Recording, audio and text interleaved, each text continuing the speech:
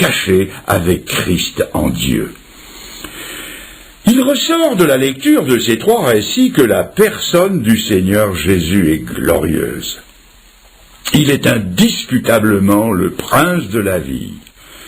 Comme l'homme ne discute pas avec la mort ne discute pas avec le Fils de Dieu. Que Jésus-Christ prononce un seul mot et la mort se courbe et s'exécute sur le champ. La parole de Dieu dit qu'il met tous ses ennemis à ses pieds et la mort ne fait pas exception. La mort elle-même doit rendre l'âme lorsque paraît le prince de la vie. Le Seigneur est ce qu'il a affirmé être. Il est la source de la vie, il est l'origine de la vie, il est celui à qui tout remonte, il est Dieu. Jésus, c'est celui qui 3 fois, dans un court laps de temps, a répété le miracle qu'il avait fait au début de la création. Lorsqu'il prit de la poussière du sol les éléments constituants du corps humain, il avait alors devant lui une enveloppe inanimée. Et dans cette enveloppe, il souffla un esprit vivant. Le miracle s'est fait et l'homme se mit à vivre. Eh bien, 40 siècles plus tard, le Seigneur se retrouve devant 3 cas semblables et il refait le même miracle. Jésus-Christ est vraiment Dieu.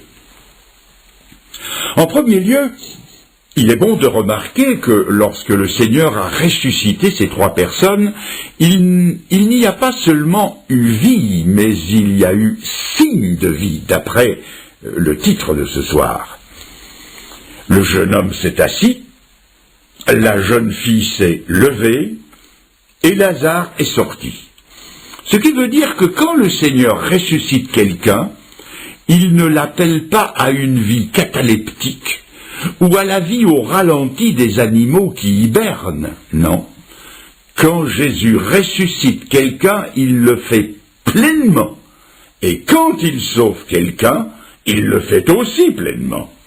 Jésus a dit, « Celui qui croit en moi, des fleuves d'eau vive jailliront de son sein. » Alors, que faut-il penser de ceux qui affirment croire en Jésus-Christ et de la vie desquels il ne sort rien?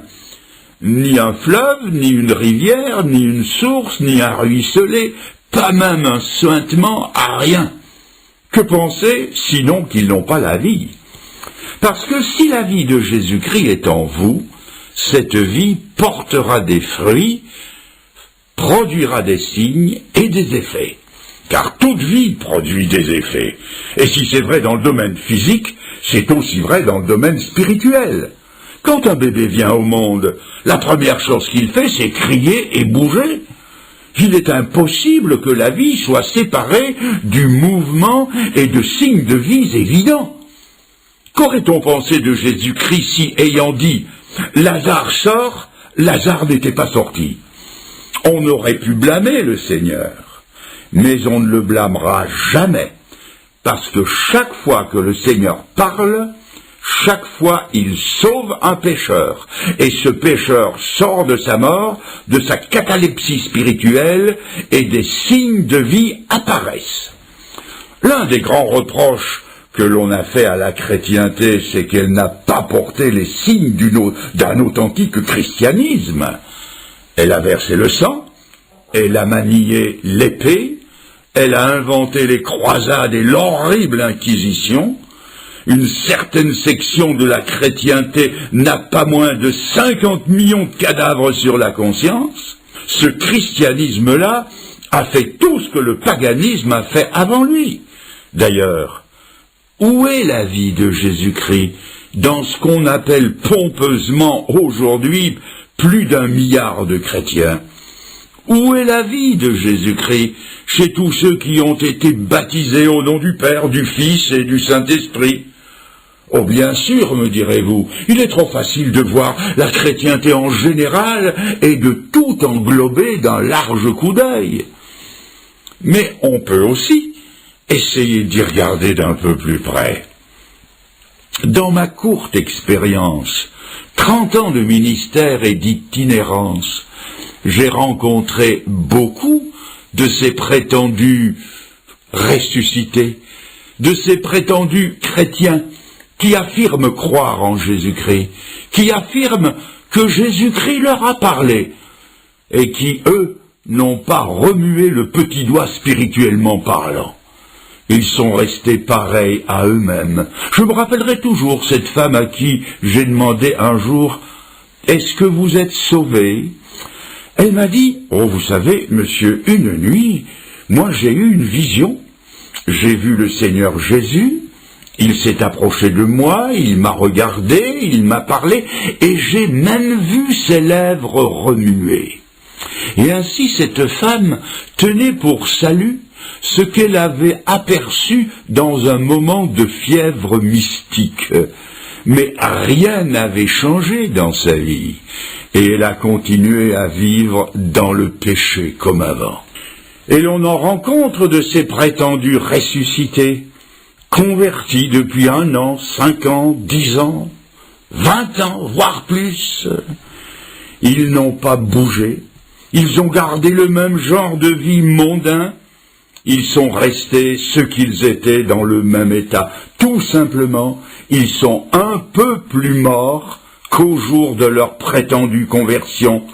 Et s'ils ont bougé, c'est dans le sens de la corruption, un peu moins vivants pour Dieu que le jour où ils ont senti un frisson leur passer le long de l'échine dorsale qui n'a laissé aucune trace durable dans leur vie.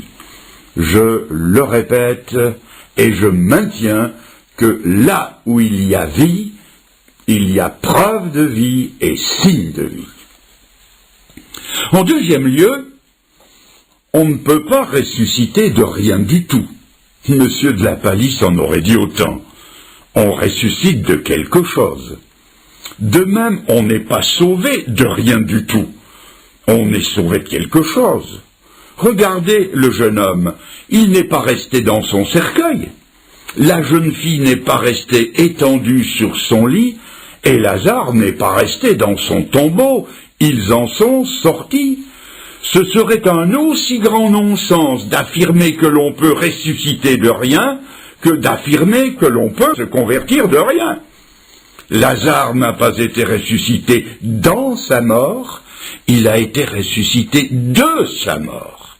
Et quand Jésus sauve quelqu'un, il ne le sauve pas dans ses péchés, mais il le sauve de ses péchés, d'une ancienne façon de vivre, d'un ancien genre de vie à un nouveau genre de vie. C'est une nouvelle naissance, pas moins. L'Écriture dit « Celui qui croit au Fils de Dieu a la vie ». Et il est encore écrit « Celui qui est en Christ devient une nouvelle créature. Les choses anciennes sont passées, toutes choses deviennent nouvelles ». Il y a beaucoup de gens qui voudraient bien être sauvés, mais sans que le Seigneur touche à leur vie. C'est un peu, cela fait sourire, c'est un peu comme si Lazare avait dit « Seigneur, je veux bien que tu me ressuscites, mais pas que tu me fasses vivre. » C'est impossible. En troisième lieu, nous venons de dire qu'ils n'ont pas été ressuscités de rien du tout, mais de quoi l'ont-ils été? La jeune fille est sortie de sa couche mortuaire. La vie qui a pénétré en elle l'a fait irrésistiblement se lever de dessus son lit. Et qu'est-ce que le lit peut représenter pour nous? Le lit, c'est un endroit moelleux, doux, facile, relaxant. C'est le lieu des rêves où l'on s'échappe facilement de la réalité, où l'on peut se bercer d'illusions.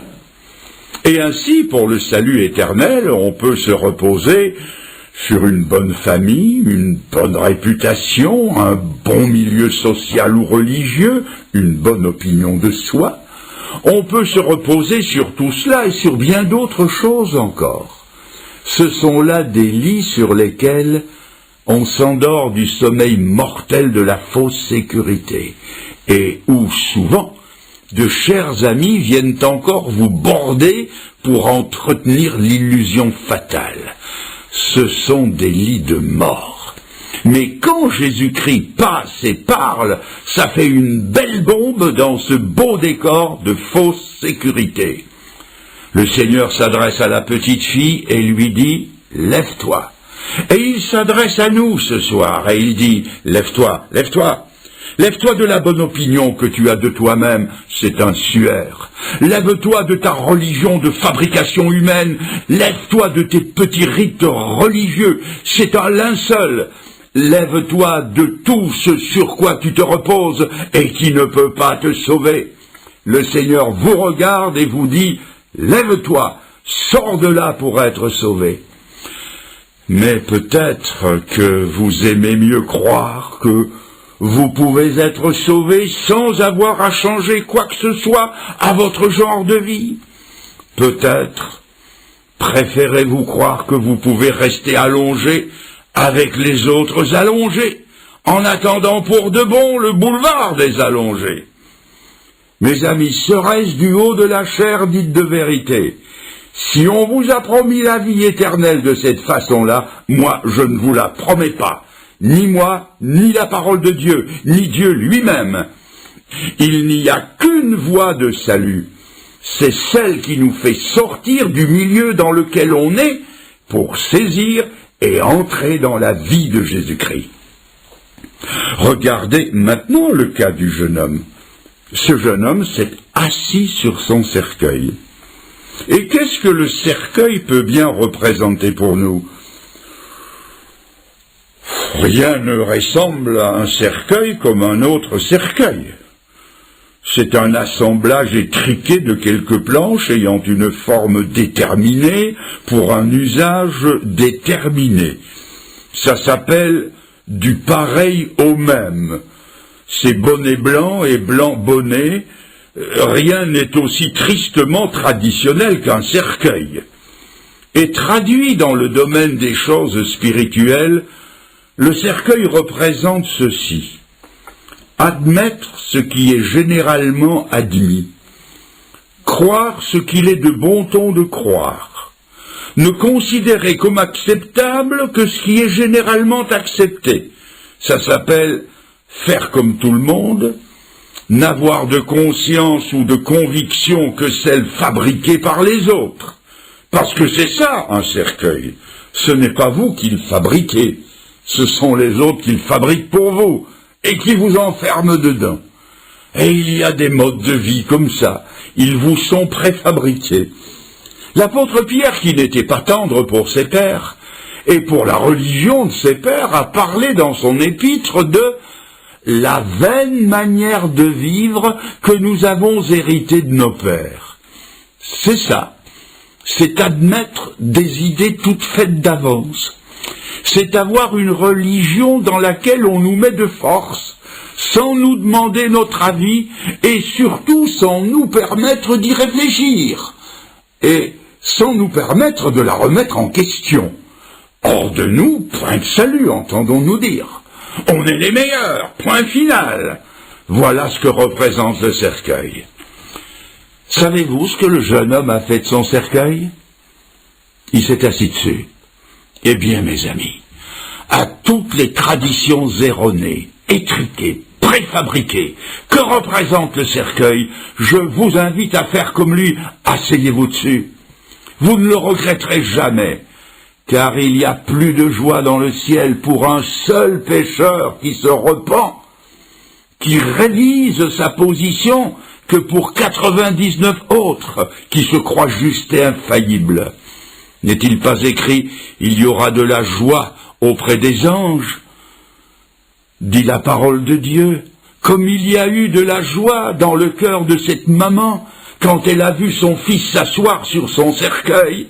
Elle n'a pas été choquée, elle, quand elle a vu son fils bousculer le protocole d'une façon aussi peu conventionnelle. Elle ne lui a pas dit « Mais enfin, mon fils, a-t-on jamais vu ? Ton père, moi, dans la famille, on n'a jamais interrompu une cérémonie comme ça. Non, mais alors, t'asseoir sur le protocole, t'aurais pu attendre d'être arrivé au cimetière. Fis le vilain garçon, allez, oust, remonte et rallonge-toi dans ta bière. » Si donc la conversion en changeant votre vie, choque quelqu'un, ce ne sera en tout cas pas moi, ni mes frères qui sont ici avec moi.